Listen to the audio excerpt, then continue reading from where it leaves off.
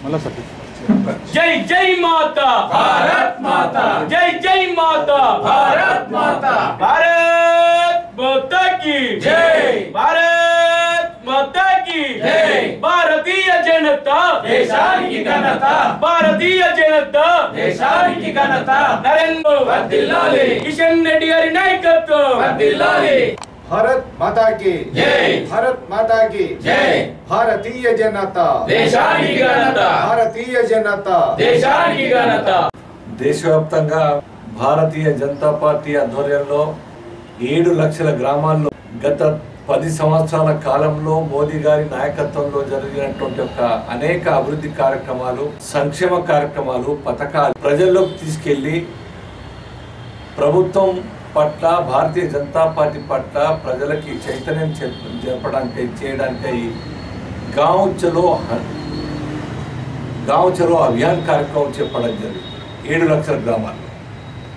అందులో భాగంగానే నిన్న నేను మంచిర్యాలకు రావడం జరిగింది।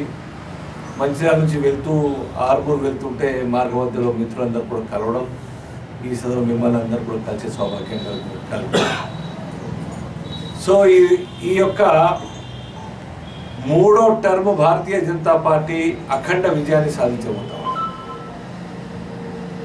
మోదీ వర్సెస్ క్వశ్చన్ మార్క్ ఉన్నది। మమతా బెనర్జీ గారు క్వశ్చన్ చేస్తున్నారు కాంగ్రెస్ పార్టీకి, ఏదైతే నిన్నటిదాకా ఇండియా అలయన్స్ లో ఒక పార్ట్నర్ మమతా బెనర్జీ గారు మొదలు మీరు 40 సీట్లు గెలిచి చూపించండి అని చెప్పి కాంగ్రెస్ పార్టీని అడిగింది। కాంగ్రెస్ పార్టీ యొక్క నేషనల్ పార్టీ యొక్క పరిస్థితి ఆ రకంగా ఉంటే ఇండియా అలయన్స్ ఇప్పటికే తునాతునకలు అయిపోయింది, ఫార్మ్ అయ్యి ఒక సభ కూడా పెట్టకముందే నితీష్ కుమార్ ఎన్డీఏకు రావడం, ఆమ్ ఆద్మీ పార్టీ సెపరేట్ పెట్టుకోవడం, అలాగే ఎస్పీ కాంగ్రెస్ పార్టీకి చెప్పకుండా ములాయం సింగ్ యాదవ్, అఖిలేష్ యాదవ్ వారి యొక్క క్యాండిడేట్స్ కూడా 16 సీట్లు అనౌన్స్ కూడా చేయడం జరిగింది। ఈ రకంగా ఇండియా అలయన్స్ ఈ యొక్క రాజకీయాల్లో, ఈ యొక్క ఎలక్షన్లో ఐడెంటిటీ ఇండికి ఉండదు। ఆయా పార్టీలు తమ సొంతంగా కాంటాక్ట్ చేసే స్థితిలో ఉన్నాయి। భారతీయ జనతా పార్టీ ఎన్డీఏ ఇంకొకసారి 3వసారి అఖండమైన విజయాన్ని సాధిస్తూ మా లక్ష్యం 400+ ఈ యొక్క సీట్లు, ఎంపీ సీట్లు గెలుచుకోవాలని లక్ష్యంలో భాగంగా ఇవాళ తెలంగాణ మొత్తంగా కూడా అవుట్ ఆఫ్ 17 10 నుంచి 12 సీట్లు గెలవాలని లక్ష్యంతో పనిచేస్తా ఉన్నారు। ప్రతి బూత్కి, ప్రతి గ్రామానికి Bharatiya Janata party lotus symbol కమలం గుర్తు చేరవేసే విధంగా మా యొక్క బూత్ కార్యకర్తలు, కమిటీలన్నీ కూడా సన్నద్ధమై ఈ యొక్క అభియాన్లో మరి భాగంగా పనిచేస్తూ ఉన్నారు। అలాగే ఈ యొక్క తెలంగాణ రాష్ట్రంలో 2 మాసాలు పూర్తయిన రేపటికి ఎల్లుండికి పవర్కి వచ్చి ఇంతవరకు కాంగ్రెస్ సర్కార్కి, రేవంత్ రెడ్డి గారి సర్కార్కి ఇంకా అర్థం కావట్లేదు how to govern the state, ఎలా పరిపాలించాలని ఒక అవగాహన కూడా కలగట్లేదు। ఎక్కడి నుంచి మొదలు పెట్టాలో అర్థం కావట్లేదు కాంగ్రెస్ పార్టీ సర్కార్కి।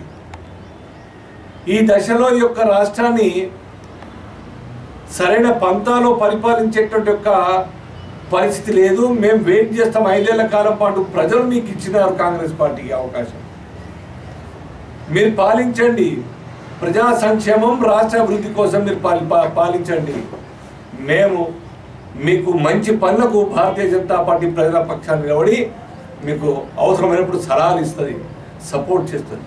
కానీ ఓట్ల కోసం ప్రజాధనాన్ని ఇష్టారీతిన దుర్వినియోగం చేస్తానంటే, లేదా గత 10 సంవత్సరాల కాలం పాటు కేసీఆర్ గారి యొక్క నాయకత్వంలో ఉన్న సర్కార్ దోచుకున్న డబ్బుల మీద మీరు ఎంక్వైరీ కమిషన్ లేకుంటే జ్యుడిషియల్ ఎంక్వైరీ చేపిస్తానని చెప్పినటువంటి ఒక కేసుల్ని మీరు నిర్వీర్యం చేసేటందుకు మళ్ళీ డబ్బులు సంపాదించే పని పెట్టుకుంటే మాత్రం భారతీయ జనతా పార్టీ ప్రజా కోర్టులో మరి మిమ్మల్ని నిలదీస్తారు।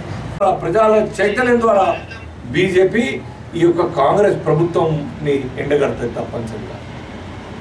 సో ఈ యొక్క 2 ప్రామిసెస్ చేసినారు, 6 ప్రామిస్లో 2 అమలు చేస్తున్నామని చెప్పినారు, ఇప్పటికేం లేదు।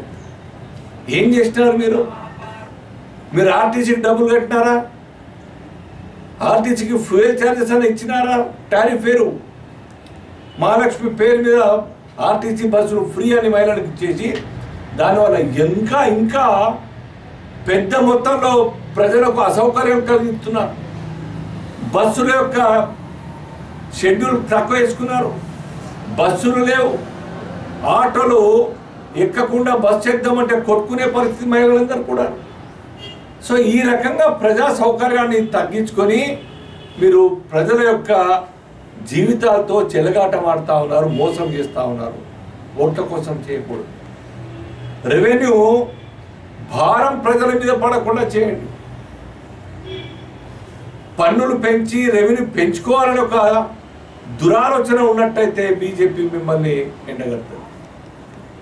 సో నాకు తెలిసి కాంగ్రెస్ పార్టీ ఈ యొక్క రాష్ట్రాన్ని మరి పురోగతి వైపు తీసుకెళ్తారని ఏమాత్రం కూడా విశ్వాసం లేదు. అది బీజేపీ చాలా తీవ్రంగా పరిశీలిస్తూ ఉన్నది వారి యొక్క అడ్మినిస్ట్రేషన్. అయినా మీరు చేయండి, ఇంకా 5-6 మాసాలు చూస్తే బీజేపీ గాడిన పెట్టకుంటే రాష్ట్రంలో జరిగినటువంటి అవినీతి అక్రమాలు కేసీఆర్ గారి మీద పవర్ కుంభకోణం కావచ్చు, లేదా కాళేశ్వరం కుంభకోణం కావచ్చు, మీరిచ్చిన ప్రామిస్ ప్రకారంగా జ్యుడిషియల్ ఎంక్వైరీ ఇంకా మొదలు కాలేదు, ఎవరి మీద కేసులు లేవు. బహుశా మీరు కాంగ్రెస్ బీఆర్ఎస్ ఒకటే కేవలం ప్రజల్ని మభ్యపెట్టే మాటలు మాట్లాడుతూ టైంపాస్ చేస్తూ ఉన్నారు. ఈ ఎన్నికల్లో ప్రజలు మీకు బుద్ధి చెప్తారు, బీఆర్ఎస్కు బుద్ధి చెప్తారు. బహుశా బీఆర్ఎస్ తెలంగాణలో ఇవాళ ఆ పార్టీ కేసీఆర్ పార్టీకి ఉనికి లేకుండా పోతుంది డెఫినెట్గా. ఎందుకోసం వేయాలి? మీరు తెలంగాణ వాదంతో 10 సంవత్సరాల కాలం పాటు పాలించినటువంటి టీఆర్ఎస్ తెలంగాణ అంశాన్ని పక్కన పెట్టి బీఆర్ఎస్ చేసుకున్నారే. ఎందుకు మీకోసం ఆలోచించాలి ప్రజలు? కాబట్టి not even single digit, not even single 1 number కూడా ఇవాళ బీఆర్ఎస్ పార్టీకి గెలిచే పరిస్థితి లేదు. పోటీ చేయమని చెప్పి అడుగుతున్నా, పోటీ చేయడానికి నాయకులు ముందుకు రావడం లేదు. ఎవరు లేనప్పుడు కనీసం కేసీఆర్ కంపెనీ అయితే ఉన్నదో, బాబ్ బేటా బేటీ భాంజా భతీజా 5 సంతోష్ రావు, కవిత, హరీష్ రావు, కేటీఆర్, కేసీఆర్ వాళ్ళు కూడా మరి నిలబడాల్సిన దయనీయమైన పరిస్థితి వస్తుంది. ఇప్పుడు క్యాండిడేట్ లేని పరిస్థితి. సో ఇది స్థూలంగా తెలంగాణ రాష్ట్రంలో బీఆర్ఎస్ పార్టీ ప్రజల విశ్వాసాన్ని కోల్పోయి ఈ రాష్ట్రంలో ఉనికి లేకుండా అయింది. పవర్లోకి వచ్చేది లేదు. మీరు జాతీయ పార్టీ అని పెట్టుకున్నారు, జాతీయత మీరు లేదు. మళ్ళీ రివర్స్ వచ్చినారు, మళ్ళా ప్రాంతీయతత్వం మీరు పాట పాడుతూ ఉన్నారు. జాతీయ పార్టీ అని చెప్పినారు, మహారాష్ట్ర పోయినారు, ఆంధ్రప్రదేశ్ పోయినారు, కర్ణాటకలో ప్రయత్నం చేసినారు. ఇవాళ తీరా ఇక్కడ పవర్ పోయేసరికి మీ హవాయిజహాజ్ హెలికాప్టర్ పోయింది, ఎటు పోయింది, ఫ్లైట్ ఎటు పోయి, చార్టర్డ్ ఫ్లైట్. మీ జాతీయ పార్టీ అని ఒక మాట ఎట్టుపోయింది. మళ్ళా ప్రాంతీయ తత్వాన్ని రెచ్చగొట్టి అడ్వాంటేజ్ తీసుకునే ప్రయత్నం కేసీఆర్ గారు, కేటీఆర్ గారు మాట్లాడుతూ ఉన్నారు. పవర్ లేకుంటే 10 నిమిషాలు కూడా ఓపిక లేనటువంటి ఒక పని ఇవాళ బీఆర్ఎస్ పని వ్యవహరిస్తూ ఉన్నది. భాష దుర్భాషణ ఒకరి మీద ఒకరు ప్రజలు, పిల్లలు సైతం అసహించుకునే విధంగా మీ యొక్క భాష మరి టీవీల ద్వారా, పేపర్ల ద్వారా చూస్తూ ఉన్నాం, ప్రజలు గమనిస్తున్నారు. కేవలం భారతీయ జనతా పార్టీ మాత్రమే ఈ యొక్క రాష్ట్రానికి దిశానిర్దేశం ఇవ్వగలుగుతుంది. జాతీయ గవర్నమెంట్లో తెలంగాణ నుంచి నంబర్ 10 నుంచి 12 క్రాస్ అయ్యి ఎంపీని గెలుచుకుంటే నాకు విశ్వాసం ఉంది. సొమ్మును దోచుకున్న బీఆర్ఎస్కు, టీఆర్ఎస్కు వ్యతిరేకంగా అవినీతి ఖిలాఫ్లా, కుటుంబ పాలన ఖిలాఫ్లా. So the question of alliance with BRS or any other party a question కూడా does not attract, a question రాదు. మేము ఇండిపెండెంట్గా పోటీ చేస్తాం, గెలుచుకుంటాం తెలంగాణ. ఎంపీ కిట మీరు ఈసారి లోక్సభ ఎన్నికల్లో భారతీయ జనతా పార్టీ తరఫున మా రాష్ట్ర నాయకులకి, జాతీయ నాయకులకి నేను రిక్వెస్ట్ చేయడం జరిగింది, దరఖాస్తు పెట్టుకోవడం జరిగింది. నిజామాబాద్ లోక్సభకి నాకు అభ్యర్థిగా నిర్ణయించి సపోర్ట్ చేయడం చెప్పేసి రిక్వెస్ట్ చేయడం జరిగింది.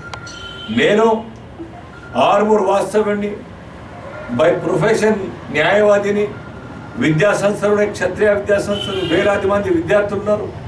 43 సంవత్సరాలుగా నేను పార్టీ కోసం, జాతీయ భావాల కోసం ఈ యొక్క ప్రాంతంలో, తెలంగాణ రాష్ట్రంలో, ఎంటైర్ ఆంధ్రప్రదేశ్లో పనిచేసినటువంటి ఒక అనుభవం ఈ యొక్క పార్టీ ద్వారా నాకు ఉన్నది.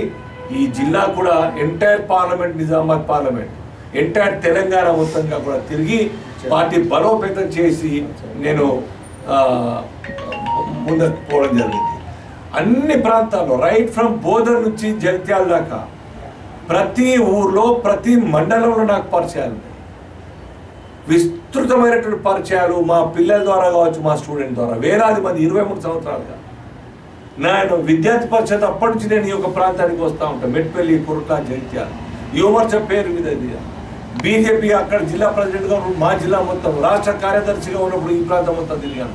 అనేక కార్యక్రమాలకు ఈ ప్రాంతం అంతా తిరిగి, అనేక ఎన్నికల్లో, ఉప ఎన్నికల్లో కూడా ఈ ప్రాంతంలో తిరిగి అనేక గ్రామాలు తిరగడం జరిగింది. నాకు అనుభవం ఉన్నది. ప్రజా సంబంధాలు మరి గణనీయమైన సంబంధాలు.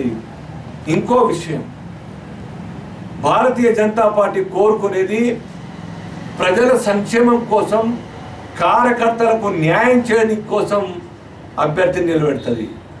ఎవరైనా కానీ అటువంటి ఒక విషయాన్ని పక్కన పెడితే, ఎవరైనా కానీ వాళ్ళని కూడా పార్టీ పక్కన పెట్టేటువంటి ఒక చరిత్ర బీజేపీకి ఉన్నది. గత ఎన్నికల్లో 2019లో 282 సీట్లు గెలిచినటువంటి ఒక భారతీయ జనతా పార్టీ 14లో గెలిస్తే 19లో ఫస్ట్ టైం ఎంపీస్ని పర్ఫార్మెన్స్ సరిగా లేకుంటే 55 మందిని కట్ చేసింది. సీనియర్ ఫస్ట్ టైం ఎంపీస్ని, అలాగే సీనియర్ 2.5 టైమ్స్ గెలిచినటువంటి 44 మందిని రీప్లేస్ చేసింది. కొందరికి వయోభారం కావచ్చు, కొందరికి ఇంట్రెస్ట్ లేక డ్రాప్ కావచ్చు, కొందరి పర్ఫార్మెన్స్ సరిగా లేక పక్కన పెట్టడం జరిగింది. సో నేను గత 43 సంవత్సరాలుగా ఈ యొక్క పార్టీ 1980 నుంచి పనిచేస్తూ ఉన్నాను. విద్యార్థి పరిషత్తు పనిచేస్తూ కూడా బీజేపీ పనిచేశాను. ఈ రకంగా జాతీయ భావాలతో కలిగినటువంటి ఒక అనుభవం, అనేక ఉద్యమాల్లో పాల్గొన్నాను. కాబట్టి నాకు పార్టీ నాకు టికెట్ ఇస్తేనే విశ్వసిస్తూ ఉన్నాను. ఈ ప్రాంతం అంతా పరిచయం ఉన్నది. నాకు అనేక ఉద్యమాల్లో పాల్గొన్నాను. కాబట్టి తప్పనిసరిగా నేను పోటీ డెఫినెట్ ఇస్తానని విశ్వాసం. పోటీ చేస్తే గెలిపిస్తారని నాకు విశ్వాసం. సిట్టింగ్ ఎంపీ కూడా క్యూలో ఉన్నారు. మీకు సీట్ రాకపోతే ఇండిపెండెంట్ ఇంట్లో లేదు. అల్జాపూర్ శ్రీనివాస్ ఆ టైప్ పని కాదు, మనిషిగా సిద్ధాంతం కోసం పనిచేసే పార్టీ మనిషిని. సీటు టికెట్ ఇచ్చినా సిద్ధాంతం కోసం పనిచేస్తా, టికెట్ ఇవ్వకున్నా పార్టీ గెలుపు కోసం పనిచేస్తా. మేము సిద్ధాంతం కోసం ఈ పార్టీలో వలస జీవం కాదు, స్వార్థపరం కాదు మేము. సో ఆ రకం కాదు. పార్టీ ఆలోచిస్తుంది. ఎవరు పార్టీ కార్యకర్తలతో మమేకమై పనిచేస్తున్నారు, అహంకారం లేకుండా కార్యకర్తలతో ప్రేమతో ఉంటుంది.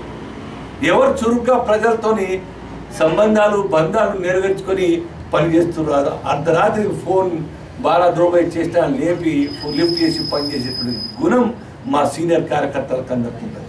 కొందరు కొత్త వాళ్ళు వస్తారు, అవకాశం వచ్చి గెలుస్తారు. గెలిస్తే ఆ పర్ఫార్మెన్స్ సరిగా లేక ప్రజా విశ్వాసం కోల్పోయి, కార్యకర్తల విశ్వాసం కోల్పోయి, పార్టీ యొక్క నిర్ణయాలను ధిక్కరించి వ్యవహరిస్తే ఊరుకోదు పార్టీ. అనేక సందర్భాలను ధిక్కరించిన సందర్భాలు.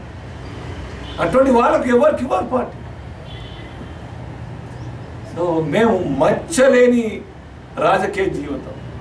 ఏనాడు పార్టీ నన్ను వేలెత్తి చూపి తప్పు చేసినామని చెప్పి అవకాశాన్ని నేను ఇవ్వలేదు అనుకున్నాను.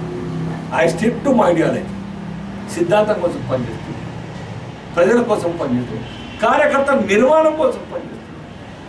కార్యకర్తల నిర్మాణం ఇంపార్టెంట్. కార్యకర్తలు కాపాడుకోవాలి. నా ధర్మ పోరాటంలో అనేక మంది బోధన నుంచి జగిత్యాల దాకా, కొడిమేల లాస్ట్ మండల్ దాకా నన్ను సమర్థించే కార్యకర్తలు వేలాది మంది ఫోన్ చేస్తున్నారు. వందల మంది కార్యకర్తలు నాకు ఫోన్ చేస్తున్నారు. సో నాకు విశ్వాసం ఆ అవకాశం అయితే ఐడియా లేదు. బట్ సర్వేల ఆధారంగా నాకు లభించేటువంటి ఒక సమాచారాన్ని బట్టి తప్పనిసరిగా నిజామాబాద్ రీప్లేస్ చేస్తుంది పార్టీ. అభ్యర్థి పట్ల సర్వే జరిగింది. ఇంకా జరుగుతూ ఉన్నది. డెఫినెట్గా పార్టీ గెలిపే లక్ష్యం విజిబిలిటీ ఉంది. ప్రజల్లో వ్యతిరేకత లేనటువంటి యొక్క క్యాండిడేట్ను ఎన్నుకుంటుంది, డిసైడ్ చేస్తారు. కార్యకర్తలో నైరాశ్యం, కార్యకర్తల్లో కాబోయే అభ్యర్థి పట్ల వ్యతిరేకత, నారాజుకి లేనటువంటి యొక్క క్యాండిడేట్ను డిసైడ్ చేస్తుంది నాకు విశ్వాసం. సో ఆ కోర్ ఆలోచిస్తే మీరు పోల్చుకుంటే అర్థమవుతుంది. కావాలని అనుకుంటున్నారు. నేను ఆ సిట్టింగ్ వారి గురించి నేను పర్సనల్గా చెప్పదలుచుకోలేదు. బట్ బాండ్ అన్నది క్వశ్చన్ కాదు. భారతీయ జనతా పార్టీ స్థూలంగా రైతుల్ని ఆదుకోవడం లక్ష్యంగా పనిచేస్తూ ఉంది. ఇది ఒక కొత్త కాదు. ఈ యొక్క ప్రాంతంలో 5 ఏళ్ల కింద ఇష్యూ రాలేదు బాండ్. గత 30 సంవత్సరాలుగా పసుపు రైతులు పోరాటం చేస్తున్నారు. అప్పుడు మేమే మొదలుపెట్టాం. ఒక దిక్కు స్వదేశీ జాగరణ మంచి పేరు మీద, రెండో దిక్కు భారతీయ జనతా పార్టీ కలిసి అనేక ఉద్యమాలు చేసింది. రైతు ఉద్యమాల్లో మేము పాల్గొన్నాం, భాగం పంచుకున్నాం. సో రైతుల కష్టాలు అర్థం చేసుకొని కిషన్ రెడ్డి గారు చొరవ తీసుకొని, సరే రాసిచ్చినారు కదా ఇది మనందరి బాధ్యత అని చెప్పి మొన్న అమిత్ షా గారిని, కామర్స్ మినిస్టర్ గారిని, పిఎం గారిని ఒప్పించి పిఎం గారితో అనౌన్స్ చేయించడం జరిగింది. ఇది భారతీయ జనతా పార్టీ విజయం ఇది. సో ఒక ఇష్యూ చేస్తుంది కాబట్టి వారికి ఇస్తారని కాదు. అనేక క్రైటీరియాస్ ఉంటాయి, అనేక ప్రమాణాలతో పార్టీ డిసైడ్ చేస్తుంది. పార్టీ నిర్మాణం కోసం ఎవరింత కష్టపడ్డారు, కార్యకర్తలతో మమేకమై ప్రేమతో ఎవరున్నారు, ప్రజలతో సంబంధాలు నెరవేర్చి హెడ్ క్వార్టర్లో ఉండి వారానికి ఒక 2 రోజులు 3 రోజులు ఈ యొక్క కాన్ఫరెన్స్లో 4 రోజుల కాన్ఫరెన్స్లో ఎవరున్నారు, కేంద్రానికి సంబంధం లేనటువంటి ఇష్యూలు, రాష్ట్రానికి సంబంధించిన ఇష్యూల మీద ఎవరు స్పందించారు, ఇవన్నీ చూస్తాను. పార్టీ ఐడియాలజికల్గా సిద్ధాంతం ఎవరిలో ఉన్నది, పంచనిష్టాలు ఎవరిలో ఉన్నవి, అన్నిటికీ మించి అహంకారం లేకుండా ఉండే వ్యక్తికి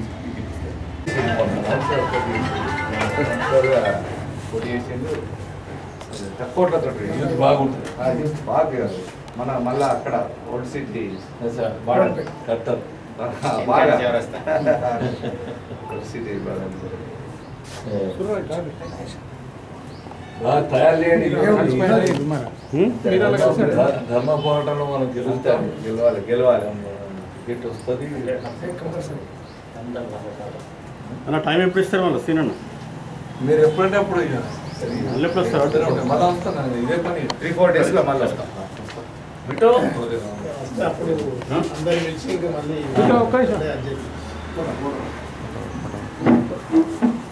రమేష్ రమేష్ వెంకట్ గారు